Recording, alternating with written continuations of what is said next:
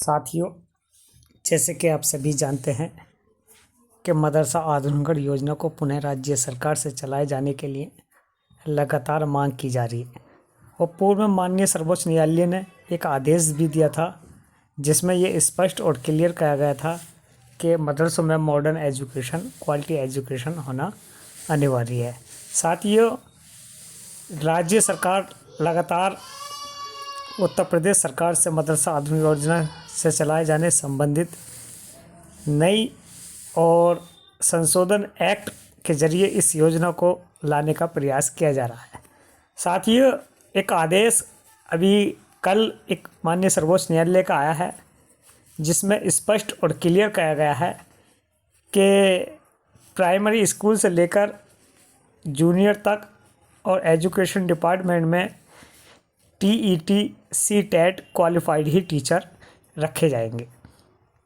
ऐसे में सवाल यह है साथियों, जो आरटीई के दायरे से मदरसे बाहर हैं और चूँकि योजना 2009 से पहले से चल रही है और टीईटी अधिनियम एक्ट 2009 के बाद आया था, तो क्या ऐसे में मदरसा आधुनिक टीचर को इसमें छूट मिलेगी? ऐसी बहुत से सवाल हैं साथियों।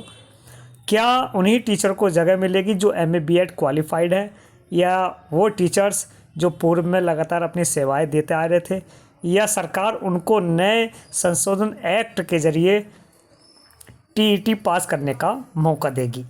तो साथियों, ऐसे बहुत से सवाल हैं। तमाम टीचर्स के लगातार ये फ़ोन बातचीत हुई और उन्होंने हमसे संपर्क किया कि ऐसे में नई गाइडलाइंस और नया संशोधन एक्ट मदरसा टीचर्स के लिए भविष्य में कितना लाभकारी होगा।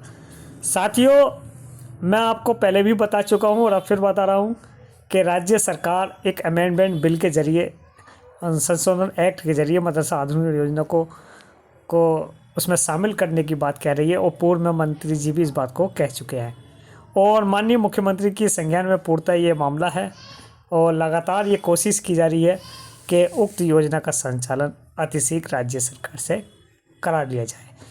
उसके बाद जो भी प्रारूप तैयार होगा, जो भी गाइडलाइंस तैयार होगी कि उनका मानक क्या होगा, योग्यता क्या होगी, किस तरह से मदरसा आधुनिकीकरण योजना में पूर्व में कार्यरत जो 22,000 टीचर्स हैं उनको जगह मिलेगी, तो ऐसे बहुत से सवाल हैं साथियों।